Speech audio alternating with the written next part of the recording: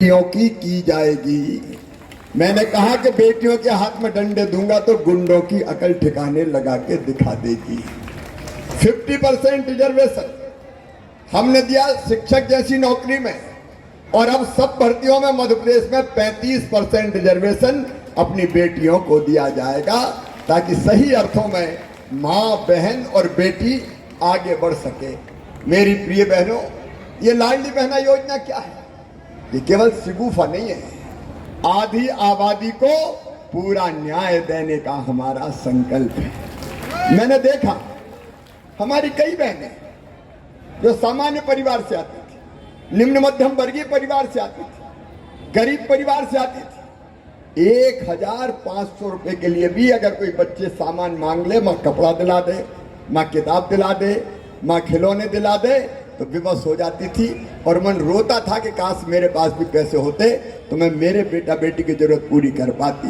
और इसलिए हमने तय किया कि जो आधी आबादी है हमारे प्रदेश की, उसका भी तो धरती के संसाधनों पर हक है। क्या बहनें केवल आंसू बहाने के लिए पैदा हुई है? क्या स्त्री जाति केवल दुख और अंधेरे में अपनी जिंदगी गुजारेगी? और इसलिए हमारे मन में यह संकल्प आया कि बहनों को आर्थिक रूप से सशक्त करने के लिए कुछ और कदम उठाने जरूरी है। और इसलिए मुख्यमंत्री नहीं, भाई के दिल ने कहा कि मुख्यमंत्री होते हुए अगर बहनें तकलीफ में है तो तुम्हारे मुख्यमंत्री रहने का मतलब क्या है?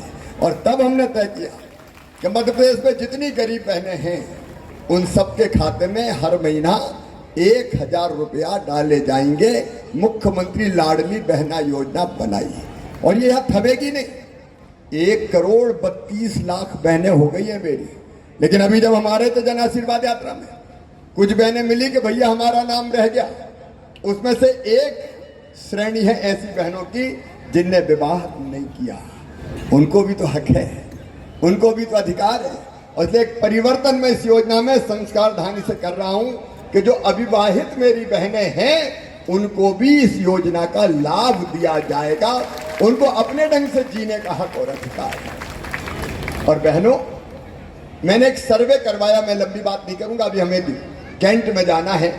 एक सर्वे करवाया और बहनों से पूछा कि इस योजना के बाद क्या बदलाव आया। तो अधिकांश बहनों के जवाब थे कि हमारी अपने घर में ही इज्जत बढ़ गई, सम्मान बढ़ गया।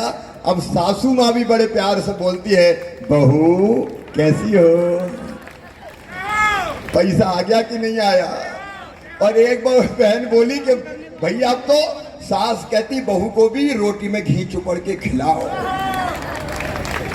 और एक बहन ने मुझे कहा कि पतिदेव के भी भाव बदले बदले से नजर आते हैं। अब बड़े प्यार से बोलते हैं, पप्पू की मम्मी आ गए कि नहीं आए।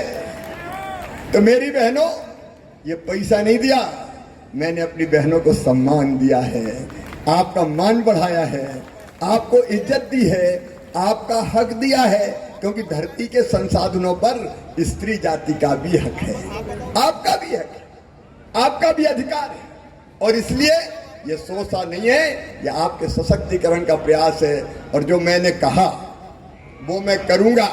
मैंने कहा था कि 1000 से बढ़ा के करूंगा 1250, और 1250 कर दिए, फिर 1500, फिर 2000, फिर 2250, फिर 2500, और फिर 2750, और अंत में करूंगा कितने करूंगा? ये संकल्प है। माँ, बहन और बेटी सुखी रहे। बेटा और बेटियों की शिक्षा और पढ़ाई के मामले में आपने देखा फीस उनके मम्मी पापा नहीं भरवाएंगे। कौन भरवाएगा? अरे कौन भरवाएगा? मामा भरवाएगा। एक नहीं, अनेकों योजनाएं बताने का मेरे पास समय नहीं है। आपकी जिंदगी बदलने की कोशिश है। रोजगार के लिए, कृषि के लिए, व्यापार के लिए एक नहीं अनेकों उपाय कर रहे हैं। एक तरफ भारत के प्रधानमंत्री नरेंद्र मोदी जी एक वैभवशाली, गौरवशाली, समृद्ध, शक्तिशाली भारत का निर्माण कर रहे हैं, और मध्य प्रदेश में भी विकास हो, चाहे जनता का कल्याण हो, हमने कोई कसर नहीं छोड़ी है। और आज मैं आपको वचन देने आया हूं, जबलपुर पश्चिम पिछड़ गया क्योंकि हम भारतीय जनता पार्टी का विधायक नहीं था। मेरी आपसे अपील है बहनों और भाइयों, जबलपुर पश्चिम के विकास के लिए और प्राणों से प्यारी जनता के कल्याण के लिए आपका आशीर्वाद भारतीय जनता पार्टी को दीजिए, कमल के फूल को दीजिए, प्रधानमंत्री नरेंद्र मोदी जी को दीजिए और मामा को भी दे दीजिए, भाई को भी दे दीजिए।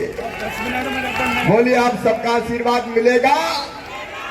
मुझे एक समस्या यहाँ बताई कि कोई पहले छोटी रेल लाइन थी, छोटी रेल लाइन फाटक से ग्वारीघाट रेलवे, ये पुराना ट्रैक है, अब ये ट्रैक काम का नहीं है, इसलिए शानदार सड़क बनवाएंगे। भारतीय जनता पार्टी बनवाएगी अपनी सरकार आने पर।